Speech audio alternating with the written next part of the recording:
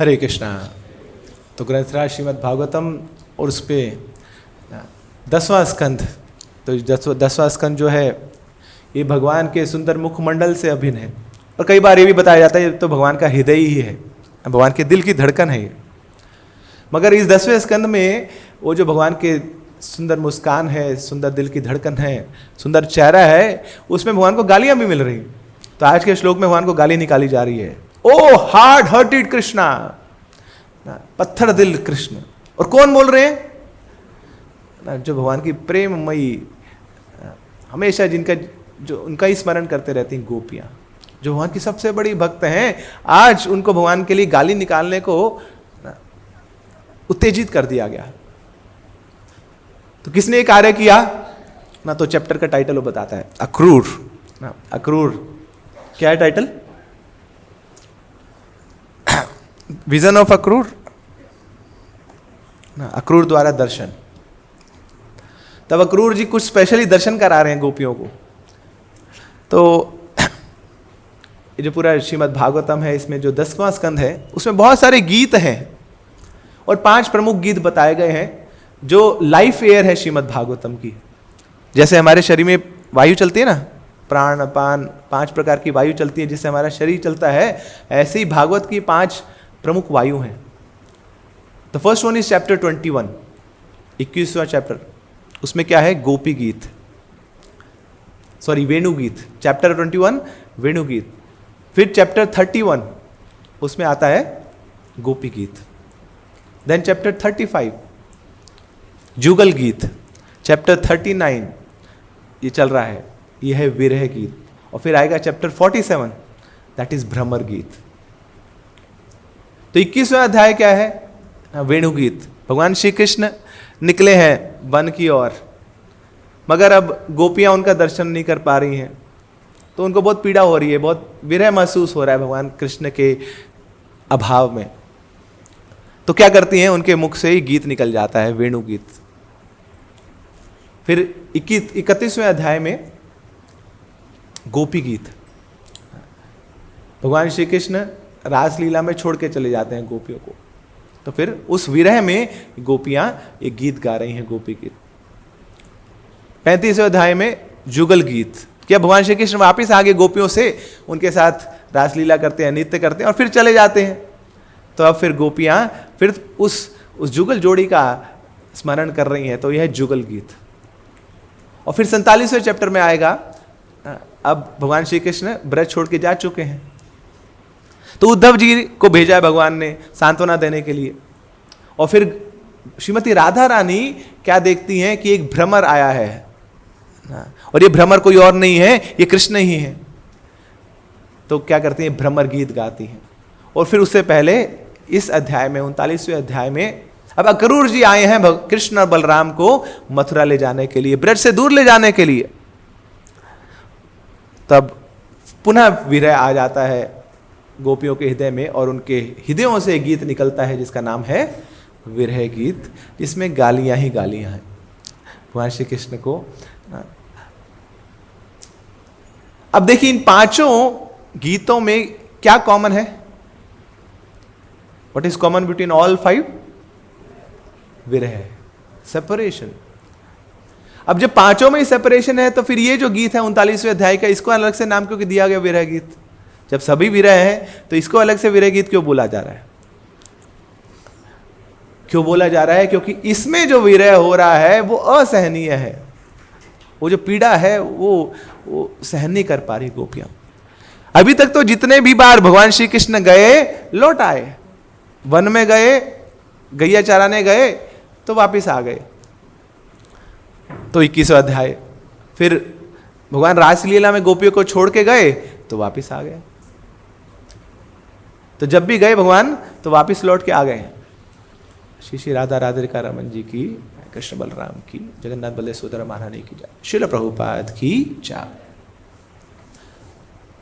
तो हर बार भगवान वापिस लौटे हैं, मगर अब गोपियों के सामने, उनकी आंखों के सामने कृष्ण और बलराम को रथ पे बिठा के वृंदावन से दूर ले जाया जा रहा है, ब्रज से दूर ले जा रहा है। तो ये जो पीड़ा है ये असहनीय है, ये आज तक कभी हुआ नहीं और गोपियां भी जानती हैं, वृंदावन परित्यज्य पदम एकम न गच्छति, ये जो कृष्ण है वृंदावन को त्याग के कभी जा नहीं सकते थे, ऐसी उनकी ना ऐसी श्रद्धा थी, ऐसी लालसा थी। मगर आज ये क्या दिन देखने को पड़ रहा है, हमारी आंखों के सामने हमारे के हृदय जो राज है, हमारे जो प्राणनाथ हैं, उनको हमसे दूर ले जाया जा रहा है। तो ये this is the zenith of separation, विरह की ऊंचाइयां है जो इस अध्याय में हमें देखने को मिल रही हैं। तो ये इतना प्रेम करती थी गोपियां, इतना प्रेम करती थी श्रीमती राधा रानी भगवान श्री कृष्ण से, तब क्या हाल हो रखा है, हाल बेहाल हो रखा है, आंखों से अश्रुधारा बही जा रही है, शरीर पूरा तापमय हो चुका है, जल रहा है पूरा। बताया जाता है जब मार्गशीर्ष के महीने में जब बड़ी ठंड होती है ना, तो हम लोग सोचते हैं बाथरूम के अंदर जाएं नहीं जाएं, फिर अंदर चले जाते हैं, फिर सोचते बोले डब्बा डालें नहीं डालें, तो कई बार इधर दीवार पे फेंकना पड़ता था पहले, आवाज वो आ जाए घर वालों को, बोले नहा लिए हम लोग। तो अब ब्रज में जो साधु पुरुष हैं, जितने भी साधु महात्मा हैं, उनको भी सोचना पड़ता है कि अरे अब कोई हीटर तो है नहीं, कोई गीजर तो है नहीं, उसी जमुना के जल में नहाना है जब पूरी रात ना पूरी बर्फ जैसी हो चुकी है। तो साधु लोग भी सोचते थे बोले कैसे कैसे कूद लगाएं इसमें। तो क्या करते थे, वेट करते थे कि पहले ये गोपियां आ जाएं, ये स्नान कर ले, उसके बाद स्नान करें। क्यों? क्योंकि गोपियों का शरीर का ताप इतना है, वो जाएंगे तो पानी गर्म हो जाएगा, ऐसी जल रही हैं वो विरह में। तो पहले वो स्नान कर लें ना, पानी थोड़ा सा गर्म हो जाए, फिर हम डुबकी मारें। रूप गोस्वामी तो पद्यावली में बताते हैं कि अरे ये जो वृंदावन के जो वृक्ष हैं, ये अब तक तो जल भून के भस्म हो चुके होते कृष्ण विरह में, भगवान छोड़ के जा चुके हैं, अब ये वृंदावन का क्या औचित्य है। और वृंदावन में तो सब कुछ ही चेतन है, वो तो व्रज है, सब कुछ चेतना है, वहां सब कुछ चलता रहता है, सब चलायमान है कृष्ण की ओर, तो सबकी चेतनाएं भी कृष्ण की ओर चलती रहती हैं, कुछ जड़ है ही नहीं। तो वहां के पेड़ पौधे ना, जितने भी ना जो सो कॉल्ड हमारे लिए जड़ चीजें हैं, वो भी चेतन है। तो वहां के जो वृक्ष हैं वो तो जल भून चुके होते, थैंक गॉड कि भगवान ने वहां पे गोपियों को भेज दिया कि वो वृक्ष अभी भी वहां पर जीवित हैं। क्यों?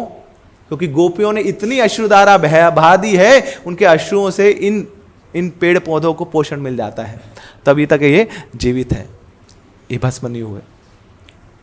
तो ये हाल था गोपियों का, ये हाल था श्रीमती राधा रानी का कृष्ण के विरह में। तो क्या करती थी गोपियां, जब भी कृष्ण से विरह होता था हृदय टूट जाता था, हृदय विदीर्ण हो जाता था। तो जब भगवान श्री कृष्ण रासलीला में छोड़ के चले गए तो कहां गई गोपियां? जमुना के तट पे गई, एक भक्त का सहारा लिया। और भक्त क्या कराता है? सबसे पहले हम भक्त से मिले किसी से तो क्या बोला, बोले जब करते हो क्या? नहीं, लो माला की थैली लो। तो भक्त तो प्रेरित करता है जब करने के लिए, तो जमुना महारानी ने भी इनको प्रेरित किया, क्या करिए आप हरिनाम संकीर्तन करिए। मगर वो हरिनाम संकीर्तन सिखाया ना, असली हरिनाम संकीर्तन क्या होता है गोपियां हमें सिखाती हैं। तो क्या कर रही हैं गोपियां? जमुना के तट पे बैठी हैं, एक भक्त के साथ बैठी हैं, भक्त का संग कर रही हैं, और आंखों में आंखें सजल हैं, बिल्कुल धराधर अश्रुधाराएं बहरी जा रही हैं, और हृदय कृष्ण के विरह में तड़प रहा है। तो आंखें रो रही हैं और दिल जो है कृष्ण को ढूंढ रहा है, और आंखों और हृदय के बीच में क्या है? वो अधर है। और ये जो अधर कमल है गोपियों के, इसके गोपियों की जीवा पे कृष्ण का नाम का उच्चारण है। तो ये है नाम संकीर्तन जो गोपियों ने किया। So when your tongue, your heart and your lips are in sync, when your heart is looking for Krishna, when your eyes they are crying for Krishna, and where your lips they are chanting the names of Krishna, that is called Harinam Sankirtan. तो ये है हरिनाम। असहनीय पीड़ा हो रही है और आपके लिए कोई सहयोग करने के लिए नहीं है, बिल्कुल आप अकेले हैं। उस अवस्था में कृष्ण के नामों का उच्चारण कर रहे हैं, कृष्ण को ढूंढते हुए, कृष्ण को याद करते हुए, ये हरिनाम संकीर्तन है। और इसी का आस्वादन किया श्री चैतन्य महाप्रभु ने। जब भी महाप्रभु जाते थे संकीर्तन करते थे तो क्या होता था ना, रोने लग जाते थे, कृष्ण को ढूंढते लग जाते थे। कृष्ण कहाँ है, कृष्ण कहाँ है, मुरली बदन कहाँ है वो, कहाँ जाऊं, कहाँ पाऊं, कहाँ ढूंढूं मैं कृष्ण को। सबसे पूछते रहते थे, कृष्ण को देखा, कृष्ण को देखा। गोपियों का भी यही हाल था।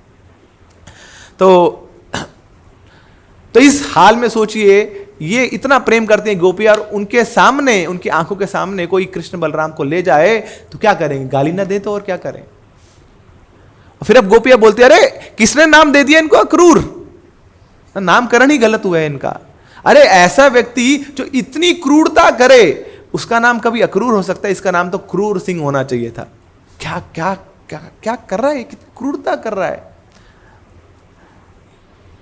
तो हम कितना प्रेम करते हैं इन कृष्ण से, और हम क्या पूरे ब्रजवासी कितना प्रेम करते हैं कृष्ण से, उसके उनके बिना रह नहीं पाते हैं।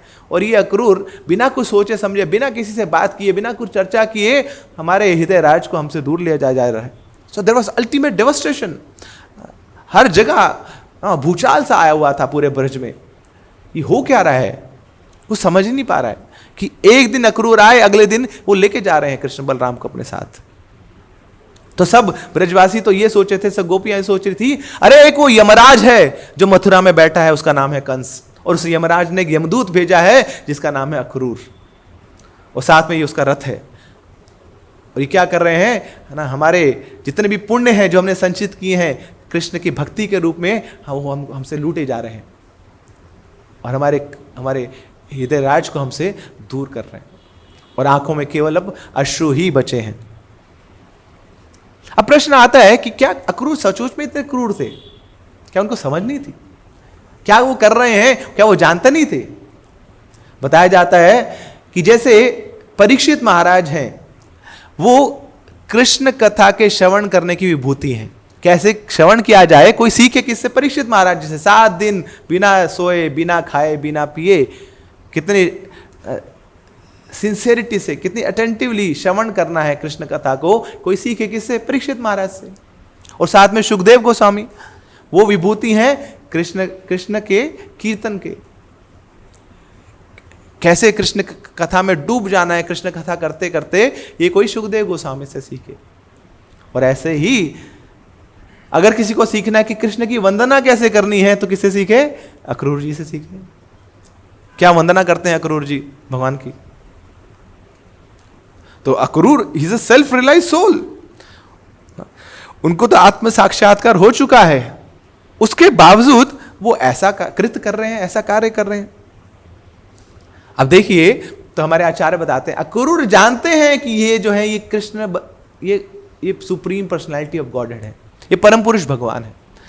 मगर साथ में अक्रूर ये भी जानते हैं कि ये कृष्ण ये नंद यशोदा के पुत्र नहीं है, ओरिजिनली तो ये वसुदेव और देवकी के पुत्र हैं। और इस समय वसुदेव और देवकी की क्या व्यथा है, वो तो जेल में बंद है बेचारे। And Kansa is torturing them. इतना कंस का दुस्साहस है, अपनी बहन को ही उसके साथ वो दुराचार कर रहा है। तो बहुत कष्ट भोग रहे हैं इस कृष्ण के माता पिता मथुरा में। तो मुझे ये मेरा कर्तव्य है कि ये जो कार्य करने आए हैं, उस कार्य को मैं पूरा कराऊं। किस लिए आए हैं कृष्ण? किस लिए आए हैं? परित्राणाय साधु नाम विनाशाय च दुष्कृताम, धर्म संस्थापना, धर्म की स्थापना करने के लिए, और कंस जैसे अधर्मियों का नाश करने के लिए। अरे कैसे होगा नाश उनका, जब तक ये जाएंगे नहीं। ब्रज में बैठे बैठे या मुरली वादन करते करते, खेलते कूदते ना, डांस करते करते कैसे हो जाएगा कंस का नाश? जाना पड़ेगा, मथुरा जाना पड़ेगा। और मैं वादा कर चुका हूं वसुदेव देवकी को कि मैं लाऊंगा, आपके पुत्र को मैं लाऊंगा, आपके समक्ष लाऊंगा, और आपके कष्टों का मैं निवारण करूंगा। अरे ये ग्वाला नहीं है ये कृष्ण, ये तो क्षत्रिय है। और क्षत्रिय का कार्य क्या होता है? धर्म की स्थापना करना, अधर्मियों का नाश करना। इसलिए मुझे कृष्ण और बलराम को वृंदावन से मथुरा ले जाना पड़ेगा। मगर अक्रूर जी गोपियों का हृदय समझ नहीं पा रहे हैं। अक्रूर जी को भी विरह तो हो रहा है कृष्ण से, मगर गोपियों का हृदय का जो विरह है, अक्रूर जी उससे रिलेट नहीं कर पा रहे। इसलिए गोपियां भी अक्रूर जी को रिलेट नहीं कर पा रही हैं। दोनों के मतों में बहुत भेद है। अक्रूर जी तो सोच रहे हैं अरे कृष्ण तो हर जगह है, इतो नरसिंह परतो नरसिंह, यतो यतो यामी ततो नरसिंह, बही नरसिंह हृदय नरसिंह। कृष्ण कहाँ नहीं है? अंडा अंतरस्थम परमाणु चय अंतरस्थम, अणु अणु में कृष्ण है। तो कृष्ण हो सकता है फिजिकली यहाँ से चले जाए, मगर कृष्ण तो हमेशा कृष्ण वृंदावन में रहेंगे। तो अक्रूर जी तो ये सोच रहे हैं कि हाँ इन कृष्ण को मैं ले जाऊंगा, मगर कृष्ण तो हमेशा यही रहने वाले हैं, अणु अणु में है, कृष्ण क्या छोड़ सकते हैं कुछ। मगर ये जो गोपियां हैं ये इस फिलॉसफी को मानने को तैयार नहीं है कि हाँ ये अणु अणु वाली जो भाषा है ना, ये ब्रह्मा जी के पास ही वापिस फेंको, हमें कुछ लेना देना नहीं इससे, हम नहीं समझते ये भाषा। हमें तो एक ही चीज समझ आती है, वो है वो त्रिभंग ललित वाले श्याम सुंदर कृष्ण। वो दे सकते हो तो दो, ये फालतू की बातें मत करो। आगे चल के उद्धव जी भी आएंगे ये ज्ञान देने के लिए। तो भगवान ने उद्धव जी को भेजा, उद्धव ना तुम तो बड़े ही पंडित हो, साक्षात बृहस्पति शिष्य, उद्धव बुद्धि सत्मता, जितने भी बुद्धिमान लोग हैं उनमें से सबसे बुद्धिमान आप हो उद्धव। वृष्णि नाम प्रवरो मंत्री। मंत्री कौन होता है? जो राजा का मंत्रालय संभालता है, जो राजा को मंत्र देता है कार्य करने के लिए, क्या कार्यशैली होनी चाहिए, कैसे राजपाट संभालना है, उसको मंत्री बोला जाता है, जिसके पास बुद्धि है। अब उद्धव जी को क्या बताया गया है? ये मंत्रियों के मंत्री हैं। कई बार मंत्रियों का भी दिमाग घूम जाता है, बोले क्या करें, तो फिर अपने सुप्रीम मंत्री के पास जाएंगे, वो है उद्धव जी, साक्षात बृहस्पति शिष्य। बृहस्पति के शिष्य हैं उद्धव जी। अब बृहस्पति किसको शिष्य बनाते थे? कोई भी साधारण मनुष्य को शिष्य बनाते थे, केवल देवी देवता ही शिष्य हो सकते हैं बृहस्पति के। मगर उद्धव जी मनुष्य होते हुए भी उनको ये औदा मिला था कि वो बृहस्पति के शिष्य बने। तो ये बड़े ही आत्म साक्षात्कारी, बड़े ही बुद्धिजीवी उद्धव को भगवान ने भेजा कि Uddhav you are the perfect candidate, कि आप जाइए ब्रज में जाइए और गोपियों को सांत्वना दीजिए। तो उद्धव जी ने क्या सोचा? उद्धव आगे से बोले कुछ नहीं, जो कृष्ण ने बोला वही रिपीट कर देता हूं। कृष्ण ने गीता बोली, गीता सुना देता हूं। गीता के 6वें अध्याय में भगवान ने बोला ध्यान लगाओ, तो उद्धव जी जाके बोलते गोपियों को ध्यान लगाओ। तो गोपियां क्या बोलती हैं? बोले उद्धव जी लो ना, आपकी गीता आपको मुबारक, आप ध्यान लगाओ इस पर। अरे ध्यान लगाना तो ध्यानियों का काम है, ज्ञानियों का काम है। ध्यानी लोग ध्यान लगाएं, कर्मी लोग कर्म करें, और ज्ञानी लोग ज्ञान अर्जित करें। मगर हम तो ना ध्यानी हैं, ना कर्मी हैं, ना ज्ञानी हैं। हम तो कृष्ण के छोटे से भक्त हैं। तो हमें कृष्ण दे सकते तो दो, ये ध्यान व्यान लगाने के लिए हमारे पास ना समय है ना बुद्धि है। तो गोपियां बोलती हैं देखो गाय घास खाती है, गाय का भोजन है घास, मगर अगर वही घास आप एक मनुष्य के सामने रख दोगे तो वो क्या करेगा? बोले आपकी समाधि बना देगा वहीं पे, जहां पे आप घास उसको दोगे ना वहीं पे आपकी समाधि बना देगा। 2-4 संस्कृत का श्लोक बोलते हुए। तो उद्धव जी आप हमारे सामने यही कर रहे हो, हमें जो चाहिए आप वो नहीं दे रहे, इधर उधर की सारी बातें कर रहे हो, ये ले लो वो ले लो, ये क्या बातें हुई? हमें क्या चाहिए?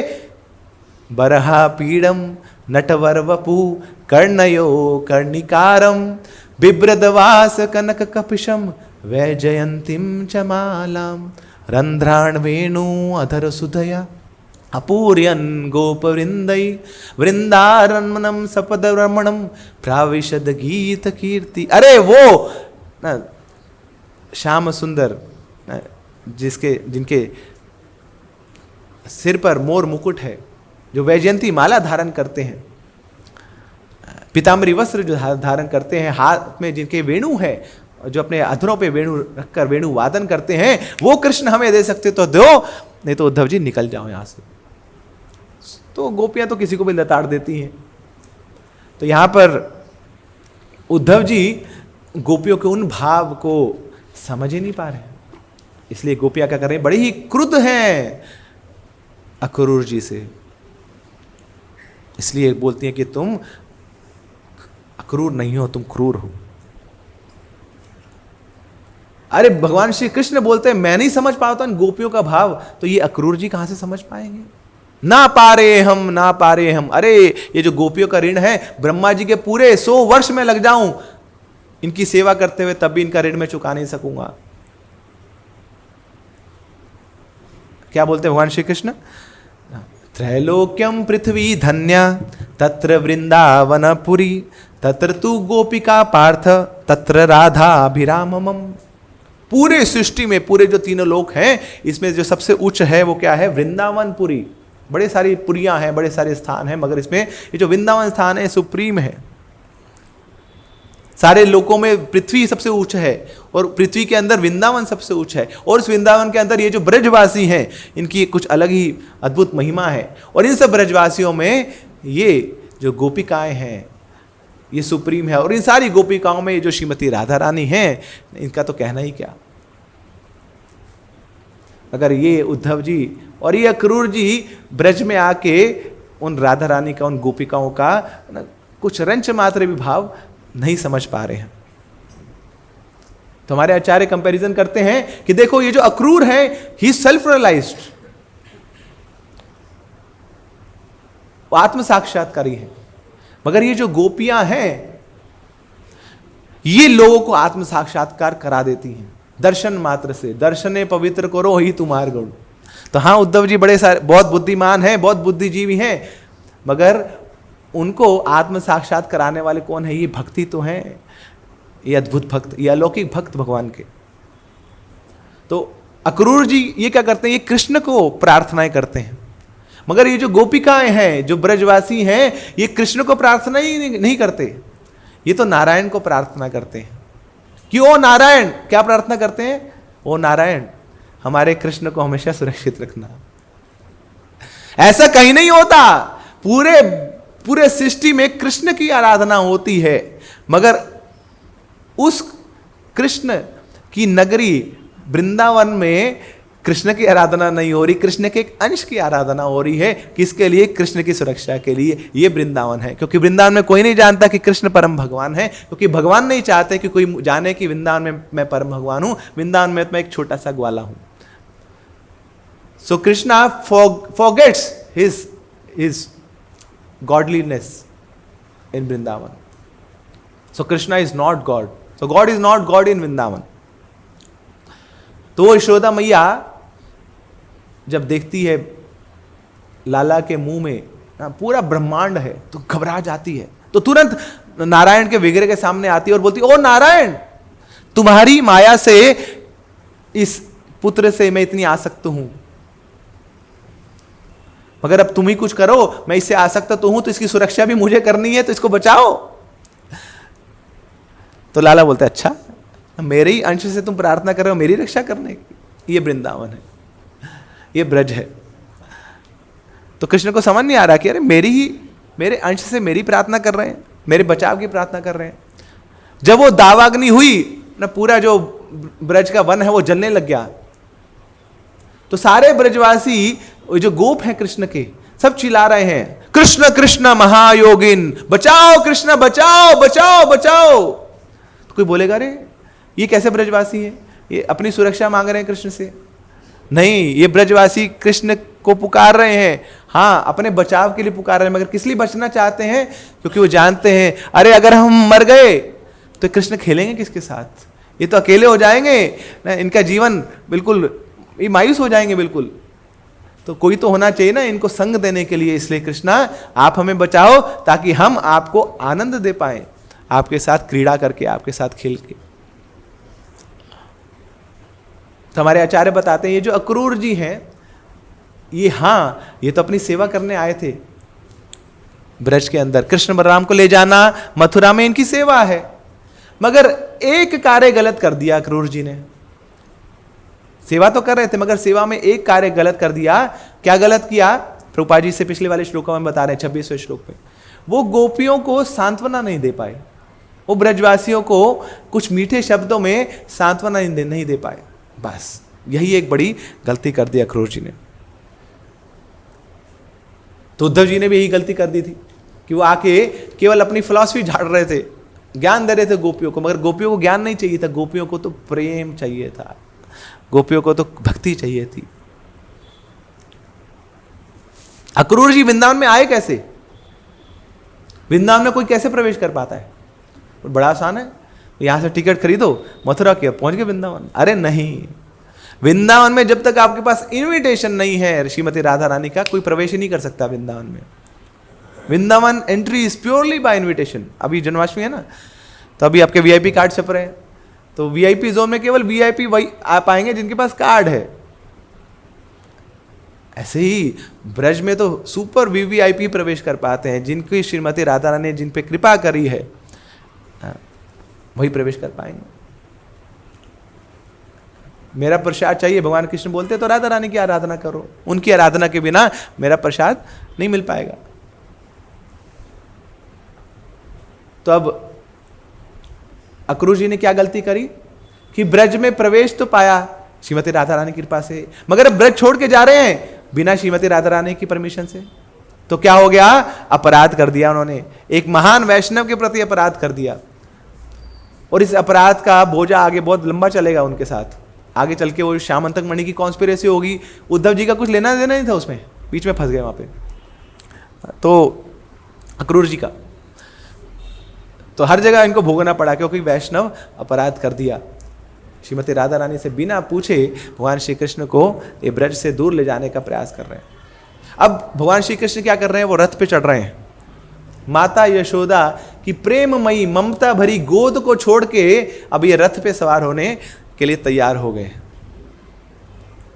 और गोपियां देख रही हैं, वो क्या बोलती हैं, ओ पत्थर दिल कृष्णा, पत्थर जैसा हृदय हो गया इनका। अरे हमें तो भूले भूले अपनी मां को भूल गए।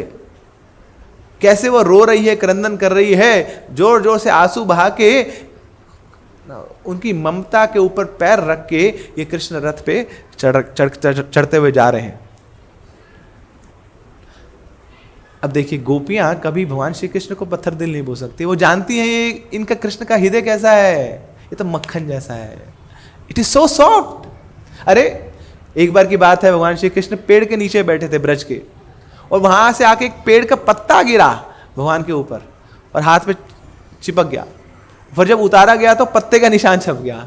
भगवान के तो जो अंग हैं वो इतने सॉफ्ट है, इतने कोमल हैं।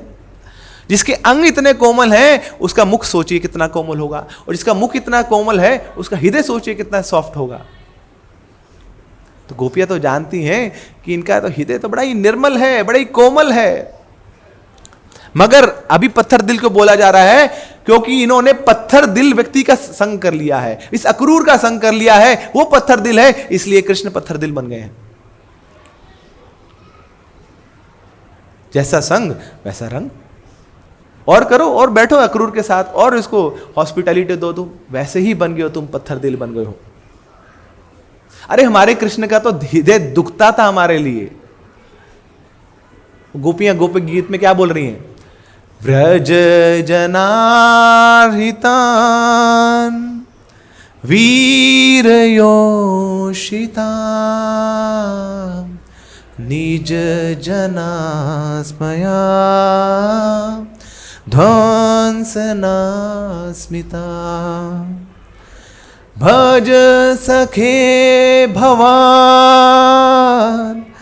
किंकरी स्मनो जलरुहाननम चारुदर्शया व्रज जनारितम। अरे ये हमारे कृष्ण का हृदय तो ऐसा है, व्रज जनों के लिए रोता है, उनके हित के लिए। वो एक बार इंद्र का वज्रपात हुआ था तो क्या किया, पूरे ब्रज को बचाने के लिए गोवर्धन पर्वत को उठा लिया। ऐसे हमारे कृष्ण का हृदय है। वो दुखी हो जाते हैं किसी एक ब्रजवासी के किसी एक हृदय में ना कुछ कष्ट हो जाए तो कृष्ण सो नहीं पाते हैं, बड़े ही एंग्शियस हो जाते हैं वो अपने भक्तों को बचाने के लिए। तो हम जानते हैं हमारे कृष्ण कैसे हैं। और आप क्या करते हैं, आप वो भक्त जो दुखी हैं उनके हृदय में केवल उनके दुख को दूर नहीं करते बल्कि हृदय में आनंद भर देते हैं। ऐसे हैं आप कृष्ण। पर यह क्रूर इतना क्रूर है कि इसने आपको भी क्रूर बना दिया, और ये क्रूरता फैला रहा है पूरे ब्रज में, सबको बांट रहा है ये क्रूरता, और सब रो रहे हैं, सबका हृदय रो रहा है, सब क्रंदन कर रहे हैं। अब इसके बाद कृष्ण को गाली देने के बाद अब गोपियां किसको गालियां दे रही हैं? कृष्ण के सखाओं को। अरे देखो ना, इन दुर्मदा गोपाहा, ये शब्द प्रयोग किया, दुर्मदा, पागल हो चुके हैं ये गोप भी, ये दोस्त भी इनके कृष्ण के। ये श्रीदाम, ये वसुदाम, ये सुदाम, ये मधुमंगल, मंडलीपत्र, विजय, उज्जवल, सब पागल हो चुके हैं। अरे कृष्ण को रोकने के बजाय ये पीछे पीछे दौड़ रहे हैं कृष्ण के, बड़े खुश हैं। क्यों? बोले हमारे कृष्ण फॉरेन जा रहे हैं, हमें भी फॉरेन ट्रिप की लॉटरी लगी, अब हम भी जाएंगे पीछे पीछे। अरे छोटे बच्चे गवार हो चुके हैं, ये गवार ही थे ये शुरू से। इनको पता लगा कि आज हमारे कृष्ण मथुरा जा रहे हैं, नए शहर में जा रहे हैं, शहर में बहुत कुछ देखने को मिलेगा, वहां पे झूले होंगे ना, वहां पे सर्कस होगी तो हम भी देख के आएंगे, वहां पे बहुत खाना पीना होगा। तो ये गवार लोग कृष्ण के पीछे पीछे जा रहे हैं, बड़े खुश होते हुए ना, शनाइया बजाते हुए, ढोल मृदंग बजाते हुए कृष्ण को छोड़ने जा रहे हैं, कृष्ण के साथ खेलने जा रहे हैं वहां। अरे इनको नहीं पता कि कितना बड़ा दुर्भाग्य इनके जीवन में आने वाला है। अभी तो कृष्ण के साथ हंसते हंसते जा रहे हैं, जब वापस आएंगे तब पता लगेगा इनको कि अब कृष्ण इनके साथ नहीं है, ये बिल्कुल अकेले हैं। जब इंद्र का वज्रपात हुआ था तब कृष्ण साथ थे, कृष्ण ने सबको बचाया, मगर अब जब कृष्ण के वीर्य का वज्रपात होगा तब कौन बचाएगा इनको? तब केवल अकेले और अकेले ये और इनकी तन्हाई साथ होगी और कोई साथ नहीं होगा, केवल ये और इनके आंसू, बस यही इनका जीवन होगा। इसलिए गोपियां उनको भी गाली निकालती है, ओ दुर्मदा गोपा, जागो, अंधकार में फंस गए हो, माया में फंस गए हो, तुम माया की गोद में सो रहे हो, खड़े हो, रोको, कृष्ण को रोको। तो इस प्रकार अब गोपियां जो भी सामने आ रहा है गाली निकाल रही हैं।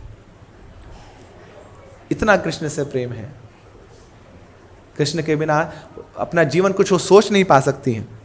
अब गोपियां बोलती है, अरे इन गोपों को छोड़े, ये तो गवार हैं, मगर ये जो बुद्धिजीवी लोग जिनके बाल सफेद हो चुके हैं, ये जो एल्डरली गोपास हैं, ये जो वरिष्ठ गोप हैं, कम से कम इनमें तो कुछ बुद्धि हो, ये तो रोके कृष्ण बलराम को। ये चुपचाप बैठे हैं सब। ओ पर्जन्य महाराज, आपका पोता जा रहा है ब्रज छोड़कर, आपको कुछ दुख नहीं हो रहा? और ये जो इनके पिताजी हैं, इनके ताऊ जी हैं, इनके चाचा जी हैं, नंद महाराज, उपनंद महाराज, सुनंद महाराज, ये क्या कर रहे हैं? हाथ पे धरे के धरे बैठे हैं। ये कुछ क्यों नहीं बोल रहे हैं? ये रोक क्यों नहीं रहे? अक्रूर को कुछ बोल क्यों नहीं रहे हैं? तो ये गोपियों का हृदय रोई जा रहा है, क्रंदन करी जा रहा है कि कोई इनके सहयोग के लिए आगे बढ़ ही नहीं रहा। और ये ऊपर से ये जो पूर्णमासी, she is the foremost, she is the senior most, वो पूर्णमासी जिनके परमिशन के बिना ब्रज में पत्ता भी नहीं हिलता, भगवान की सारी लीलाएं वही अरेंज कराती हैं, वो चुप क्यों बैठी हैं? और ये वृंदा देवी, ये तो बोलती है मेरी लाखों तोते हैं जो ब्रज में घूमते रहते हैं, सब मेरे एजेंट हैं, इनके एजेंट्स कहां गए? अब सब बिलों में घुस गए अपने। वो कुछ क्यों नहीं कर रहे हैं? कुछ बोल क्यों नहीं रहे हैं? अरे कम से कम कुछ नहीं बोलना आता तो तोते तो कम से कम रिपीट कर देते हैं, जो हम बोल रहे हैं कृष्ण को बचाओ, कृष्ण को रोको, कम से कम ये तो बोलते हैं। कोई तो सहयोग करे हमारा। पूरी सृष्टि एक तरफ हो चुकी है और हम बस अकेले रो रहे हैं। तो फिर वो पूर्णमासी को पता लगता है कि गोपियां उनको भी गालियां निकाल रही हैं, तो पूर्णमासी अपने घर से निकलती हैं बाहर और जाती है वृंदा देवी के पास। अब वृंदा देवी को कुछ नहीं पता है, क्योंकि एक ही दिन में पूरा तख्ता पलट हो गया है। तो वृंदा देवी के पास जाती हैं पूर्णमासी देवी। कौन है पूर्णमासी? मधुमंगल की दादी हैं, सांदीपनी मुनि की मैया है। अब मधुमंगल तो दिन रात सुबह शाम खेलता है कृष्ण के साथ, वो कृष्ण से दूर हो जाएंगे, कितना रोएगा मधुमंगल। कम से कम ये चिंतन करते हुए तो इनकी दादी सामने आए, कृष्ण को रोके। तो पूर्णमासी आती है वृंदा देवी के पास और आके बोलती है कि देखो ये जो चंद्रमा है ये शेर के समान है, मगर शेर कैसा है?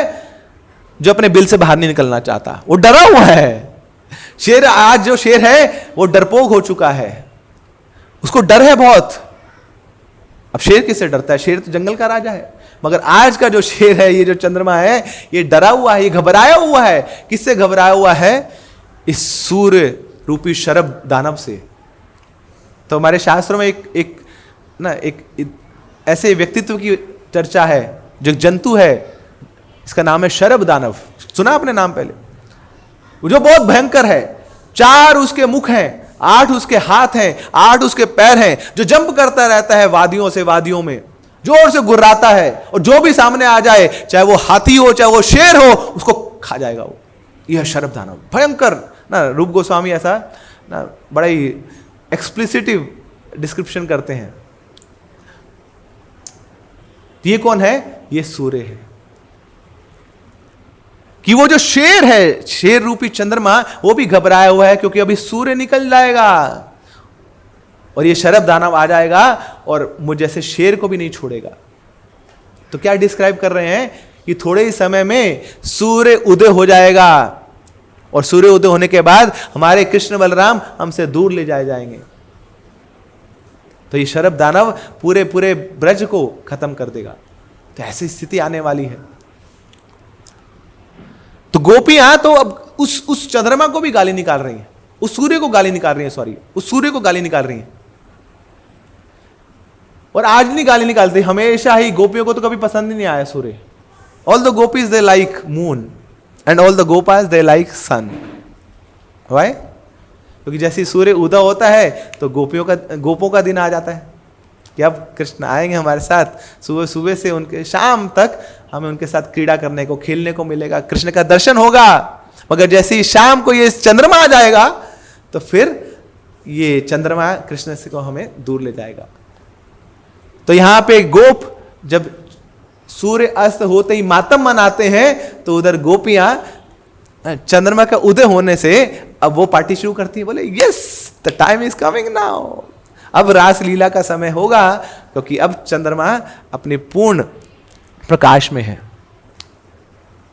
तो कभी गोपियों को यह सूर्य भाया नहीं, इसलिए गोपियां क्या करती हैं? सूर्य की पूजा भी करती हैं, हर रोज सुबह की आराधना करती हैं सूर्य की पूरे षोडश उपचार से। मगर किस लिए?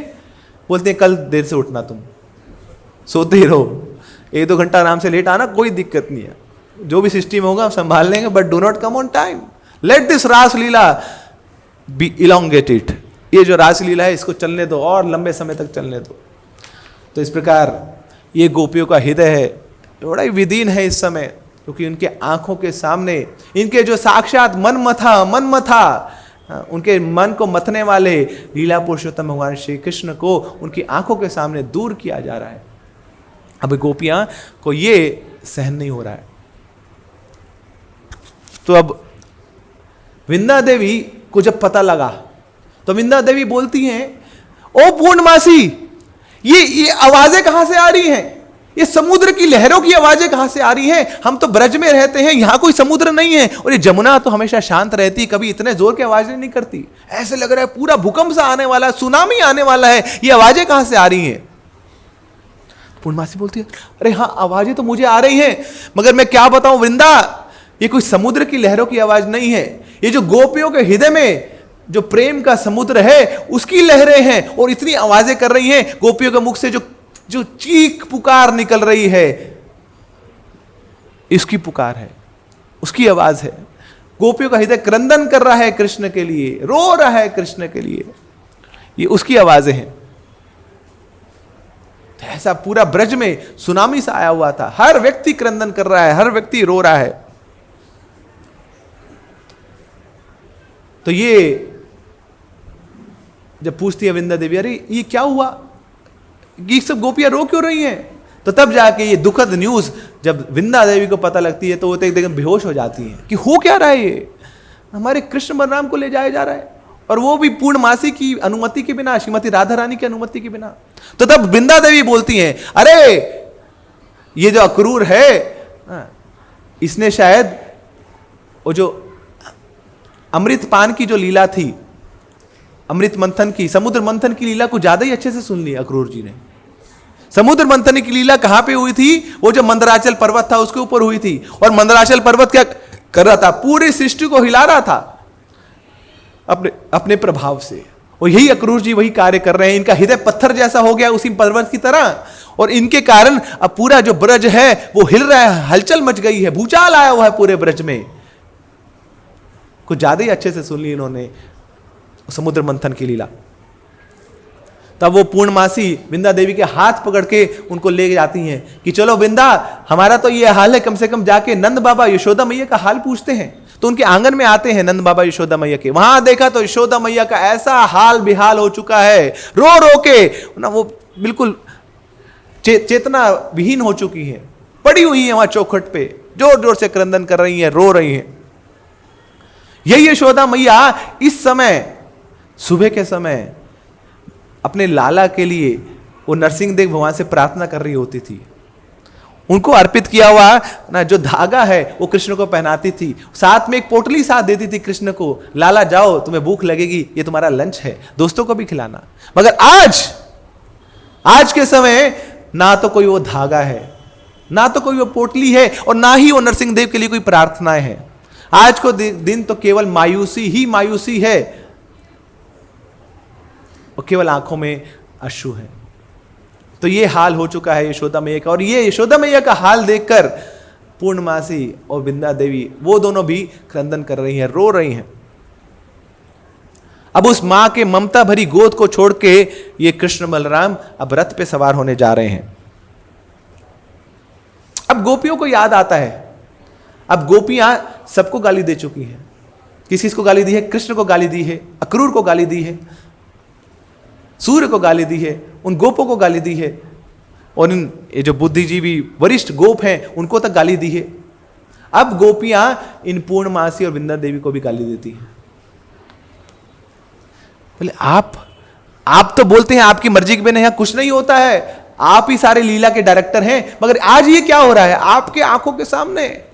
अरे पूर्णमासी याद करिए आप, ओ वृंदा देवी याद करिए आप, जब हम रासलीला में कृष्ण हमें छोड़ के चले गए थे, उस समय हमारा इतना ऐसा बुरा हाल हो चुका था, हम जा रही थी यमुना में आत्मदाह करने के लिए, आत्महत्या करने के लिए। हम यमुना में कूद भी चुकी थी, उसी समय यमुना देवी प्रकट हुई और हमें हाथ पकड़ के बाहर लाई। और उस समय पूर्णमासी आप याद करिए, विंदा देवी आप याद करिए, आप दोनों ने हमें ये संकल्प दिया था कि ओ गोपियों, तुम्हें किसी और से विवाह करने की आवश्यकता नहीं है, जब तक हम हैं तब तक कृष्ण का दर्शन तुम्हें नित्य प्राप्त होता रहेगा, कृष्ण तुम्हें छोड़ नहीं सकते। हम देखते हैं कृष्ण के तुम्हें कैसे छोड़ेंगे। कहां गया वो आपका संकल्प, कहां गए वो आपके शब्द? आज कृष्ण हमें छोड़ के जा रहे हैं और आप चुप्पी साध के बैठी हैं, आंखों से बस आंसू बहा लिए, कुछ बोलो, कुछ रोको कृष्ण को। और ये चिंता करते करते गोपियों केवल अपने दुर्भाग्य को कोस रही हैं। और फिर वो गोपियां बोलती हैं, now the destiny has turned against us. जो भाग्य है ये हमसे आज बदला ले रहा है, ये हमें छोड़ के जा चुका है। ग्रंथराज श्रीमद् भागवतम की, जगत गुरु श्रील प्रभुपाद की, ताई गौर प्रेमानंदे। हरे कृष्णा।